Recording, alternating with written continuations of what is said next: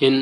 ಶರಣಪ್ಪ ಮೆಟ್ರಿಯವರ ವಿರಚಿತ 3 ಕೃತಿಗಳ ಬಗ್ಗೆ ಹೇಳುವುದಾದರೆ, ಇದು ಕಾವ್ಯ, ಚಿಂತನೆ ಮತ್ತು ಜ್ಞಾನ ಪರಂಪರೆಯ 3 ಕೃತಿಗಳು. ಮಧುರ ಶಾಯರಿಗಳು, ಚದುರ ಪದಗಳು ಮತ್ತು ರನ್ನಗನ್ನಡಿ ಸುಭಾಷಿತಗಳು ನಮ್ಮ ಸಾಹಿತ್ಯ ಲೋಕಕ್ಕೆ ಹೊಸ ಪ್ರೇರಣೆಯ ನಾಂದಿ ಹಾಡುತ್ತಿವೆ.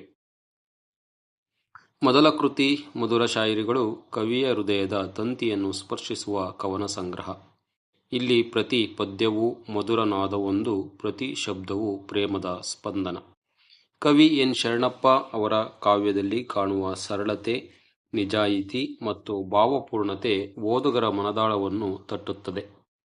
ಜೀವನದ ಸೌಂದರ್ಯವನ್ನು, ನೋವಿನ ಮೌನವನ್ನು, ಪ್ರೇಮದ ಮಧುರತೆಯನ್ನು ಅವರು ಶಾಯಿಯ ತವಕದಲ್ಲಿ ಎಳೆದು ಬರೆದಿದ್ದಾರೆ.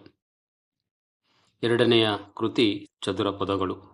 ಶಬ್ದಗಳ ಶಿಲ್ಪಕಲೆ. ಇದು ಚಿಕ್ಕ ಪದಗಳಲ್ಲಿ ದೊಡ್ಡ ಅರ್ಥ ಹೇಳುವ ಅದ್ಭುತ ಪ್ರಯತ್ನ.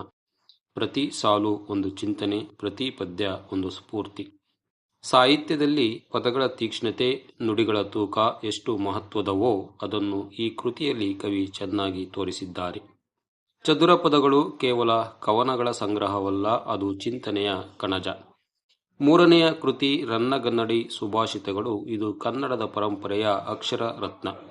ರನ್ನನ ಆತ್ಮವನ್ನು ಸ್ಫುರಿಸುವ ಸುಭಾಷಿತಗಳ ರೂಪದಲ್ಲಿ ಜೀವನ ಪಾಠ ನೀಡುವ ಸಂಗ್ರಹ. ಪ್ರತಿ ನುಡಿಯೂ ಪ್ರೇರಣೆಯ ಕನ್ನಡಿ, ನಮ್ಮ ಪುರಾತನ ಜ್ಞಾನ ಸಂಪತ್ತಿಗೆ ಹೊಸ ಜೀವ ತುಂಬುವ ಪ್ರಯತ್ನ ಇದು. ಈ 3 ಕೃತಿಗಳು ಕವಿಯ ಕಾವ್ಯ ಪ್ರಪಂಚದ 3 ದಿಕ್ಕುಗಳನ್ನು ತೋರಿಸುತ್ತವೆ. ಮಧುರ ಭಾವದ ಕಾವ್ಯ, ಬುದ್ಧಿವಾದದ ಚಿಂತನೆ ಮತ್ತು ತಾತ್ವಿಕ ನುಡಿಯ ಅಳತೆ. ಒಂದರೊಳಗೆ ಮನದ ಮಧುರತೆ, ಎರಡರೊಳಗೆ ಚಿಂತನೆಯ ಚದುರತೆ, ಮೂರನೆಯದರಲ್ಲಿ ಜ್ಞಾನ ಸಂಪತ್ತಿನ ಬೆಳಕು. ಇವು ಕೇವಲ ಪುಸ್ತಕಗಳಲ್ಲ, ಇವು ಕನ್ನಡ ಕಾವ್ಯ ಪರಂಪರೆಯ ಹೊಸ ಅಧ್ಯಾಯಗಳು. ನಮ್ಮ ಸಮಾಜಕ್ಕೆ ಕಾವ್ಯ ಪ್ರೀತಿ, ನುಡಿಯ ಸೌಂದರ್ಯ ಮತ್ತು ಚಿಂತನೆಯ ದಾರಿ ತೋರಿಸುವ ಪ್ರಯತ್ನಗಳು. ಈ ಮೂಲಕ ಕವಿ ಎನ್. ಶರಣಪ್ಪ ಅವರ ಶ್ರಮಕ್ಕೆ, ಕಾವ್ಯಾಭಿಮಾನಕ್ಕೆ ಮತ್ತು ಸಾಹಿತ್ಯ ನಿಷ್ಠೆಗೆ ನಮ್ಮ ಹೃದಯಪೂರ್ವಕ ಅಭಿನಂದನೆಗಳು. ಅವರ ಕೃತಿಗಳು ಕನ್ನಡ ಸಾಹಿತ್ಯ ಲೋಕದಲ್ಲಿ ಹೊಸ ಚೈತನ್ಯ ತರಲಿ, ಓದುಗರ ಮನದಲ್ಲಿ ಹೊಸ ಕಾವ್ಯ ಪ್ರೇರಣೆ ಮೂಡಲಿ ಎಂಬುದು ನಮ್ಮ ನಂಬಿಕೆ ಮತ್ತು ಆಶಯ. ಇವರ ಎಮ್ಮೆ ತಮ್ಮನ ಕಗ್ಗ ಕೃತಿಯು ಡಿ.ವಿ.ಜಿಯವರ ಮಂಕುತಿಮ್ಮನ ಕಗ್ಗದಂತೆ ಬಹಳಷ್ಟು ಜನಮನ್ನಣೆ ಪಡೆದಿದೆ.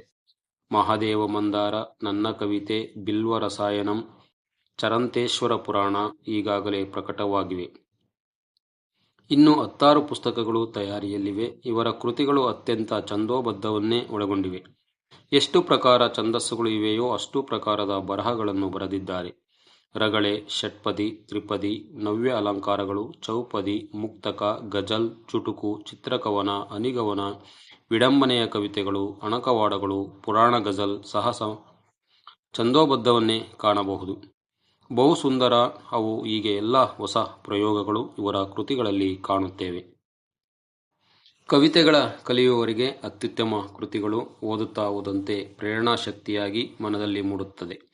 ಯೂಟ್ಯೂಬ್ನಲ್ಲಿ ಇವರ ಹಾಡುಗಳು, ಗಜಲ್ ವಚನಗಳು, ತ್ರಿಪದಿಗಳು, ಹಾಡುಗಳು ಈಗಾಗಲೇ ಜನಪ್ರಿಯವಾಗಿವೆ. ಇವರ ಕೃತಿಗಳನ್ನು ಒಮ್ಮೆ ಓದಿ ನೋಡಿ ಆನಂದ ಪಡಿ. ಅಖಿಲ ಭಾರತ ಸಾಹಿತ್ಯ ಪರಿಷತ್ ಗಂಗಾವತಿ ಅವರ ಚಿಂತನೆಯ ಅಭಿವ್ಯಕ್ತಿ. ಇದಾಗಿತ್ತು ಸೃಷ್ಟಿ ಸಿಂಚನದ ಶರಣಪ್ಪ ಮೆಟ್ರಿ ಅವರ 3 ಕೃತಿಗಳ ಒಂದು ಸಂಕ್ಷಿಪ್ತ ಅವಲೋಕನ. ಈ ಅವಲೋಕನವನ್ನು ಒದಗಿಸಿಕೊಟ್ಟಂತವರು ಅಖಿಲ ಭಾರತ ಸಾಹಿತ್ಯ ಪರಿಷತ್ ಗಂಗಾವತಿ.